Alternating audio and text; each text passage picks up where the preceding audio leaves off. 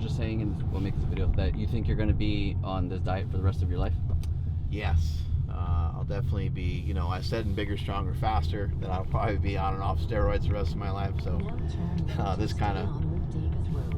because I enjoy the result, you know. I enjoy the result of what they do, and I enjoy the result of the carnivore diet. I think that I can get even leaner than I was on the bodybuilding stage. The only thing that I think will be quite a bit different is I'll definitely be smaller. I've mentioned this before. The amount of PEDs, you know, you use to compete in bodybuilding, and especially for me, like I'm already known in the fitness space and in the powerlifting world and stuff.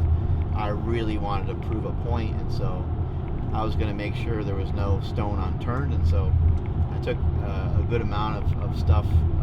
I took what I thought was necessary to get the job done. But with shut up. With this going on, this carnivore diet, I think I can pull in and suck in and shred down, maybe even a little bit tighter. I'm just gonna kind of keep going down and keep getting leaner, and then there'll be a time period where I start to eat more food again, but it will still be carnivore. And if I do like go off the diet, I'm sure when I say I'm going to do the carnivore diet for the rest of my life, I'm not saying that I'm not going to ever have a cheat meal again. You know, it's fun. It's fun every once in a while to eat an entire pizza, right? It's fun every once in a while to eat a bunch of candy or a bunch of chocolate or ice cream or donuts, right? So there'll definitely be some times in there. And you know, just 3 or 4 weeks ago, you know, I had a whole 5 days or so of what I call the diet break. And diet breaks, I think, are really important. We have Joel Green in tomorrow, and I'm going to ask him quite a bit about. Turn left to take the Interstate 80 ramp. I'm going to ask him quite a bit about diet breaks and kind of his thought process on them. 80 ramp on So the you were left. saying this is the best you've ever felt on any diet, and that's why you think you want to do it for the rest of your life? Yeah, I feel amazing. I've had a house in Bodega for probably 2.5 years or so, and when I used to go up there and I used to walk, I used to get absolutely murdered by the walks. Like it was tough, some tough sledding. I could do them, and I wasn't fat, but I just wasn't in that good of shape. And I think with this diet has really given me a good opportunity to be in better shape. And this time when I went to Bodega, I was just flying. You know, I was just smoking those hills like they were nothing. I ran every day. It was just 4 days, but I ran every day. I only ran the hills. I'm still doing run walks because I'm so unfamiliar with running.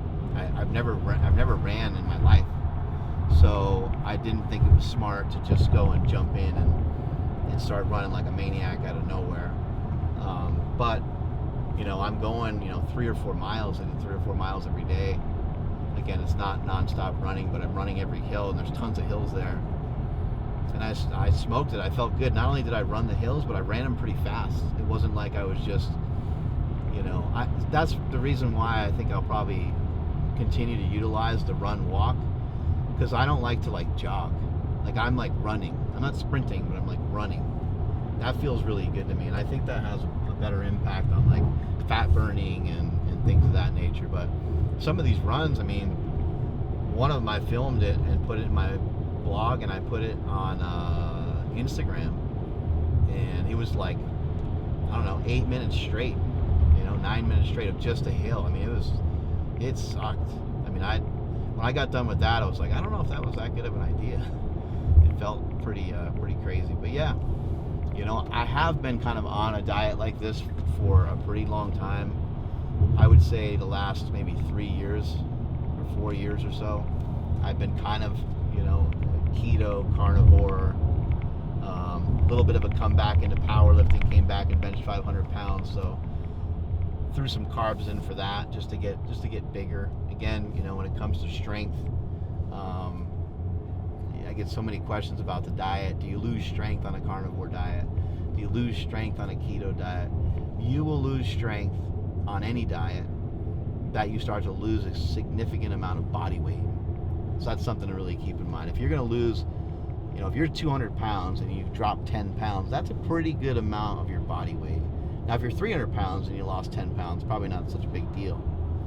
But something to keep in mind, you lose weight, you're going to lose some strength. But I think I'll be on and off the carnivore diet for the rest of my life, for sure. You think this diet can change the world? It can definitely change a lot of what's going on in the United States, where we just have so many people that are sick. We have so many people that have... Take exit 66A on the right onto California 113 toward Dixon. We have many people that are very sick, and almost all the reasons why people are in the hospital are due to metabolic diseases. And there'll be more and more research coming out about the connection between your food and cancer. Like more information will start to come out around that. So it's like, it sounds like a weird thing, right? Like, can it change the world? Well, what if it helped people not get cancer anymore? I'm not saying that it does, but there's starting to be some evidence that's pointing in that direction. And so, like, what if that happens? Then I think that's changing the world. Certainly changing the world for the better, in a huge degree. And I still think that cancer will be a riddle that might always be a little bit unsolved. I mean, there's kids that get it. But anyway, we can eradicate a lot of the medical, Now take exit 66A on the right. we can eradicate a lot of the diseases In 1,000 feet, such as left to stay on California Alzheimer's, 113. dementia, Now keep left to stay on California 113. heart disease, insulin resistance, aka diabetes, type 2 diabetes. And even a lot of type 1 diabetics use a style of diet that's similar to carnivore, although they need some carbohydrates in their diet. I don't really talk much about type 1 because I don't know it. It seems to be pretty tricky, but type 2 seems to be fairly straightforward. Type 2 is like adult onset diabetes, I believe that's what it's called. Type 1 is like I don't even know, like somehow just, it's kind of a curse. You just somehow magically get it when you're a kid. And I'm unaware of, like, I haven't looked into it on how you get it. But I'm sure, people get really upset with statements like this, but I'm sure, like, the food that you eat probably still really matters, and the food that mom ate still really, I know that's like devastating for somebody to learn that they may have done something that their child now has to live with the rest of their life. But look, it happens with crack addicts, right? And then their kids. So it's like, is there a connection to food? Are you gonna maybe pass it on to your children? Maybe. So I think with the amount of positive things the diet can do, I think maybe it can help change the world.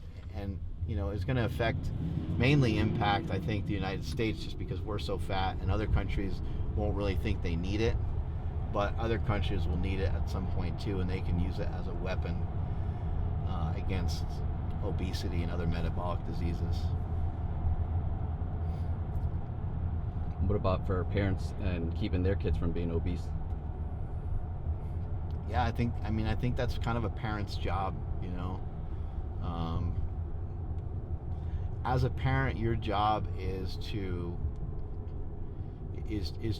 try to create. You're trying to create and mold human beings that can make good, responsible decisions on their own, that you feel are positive, that match up with your values and your belief system. And then another job of a parent is to be protective, and you want to give your child the best opportunity possible to become whatever it is that they're supposed to become, whatever their calling ends up being. And if the kid is fat, that gets to be, it's not the end of the world, but it makes things more difficult, and the kid has to plow through that. And sometimes, sometimes those things are good.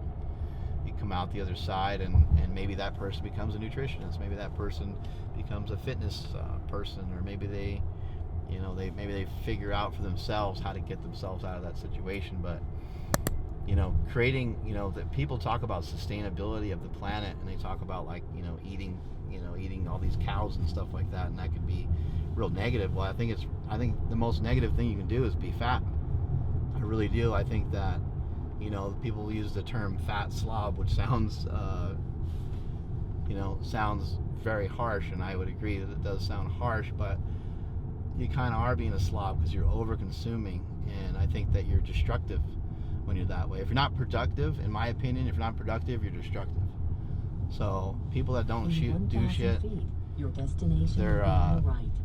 in my opinion, they're very harmful to the planet. But yeah, I think it's, you know, parents have to figure out a way to keep their children safe from all the junk food that's around, and it's unfortunate that there's so much junk food around.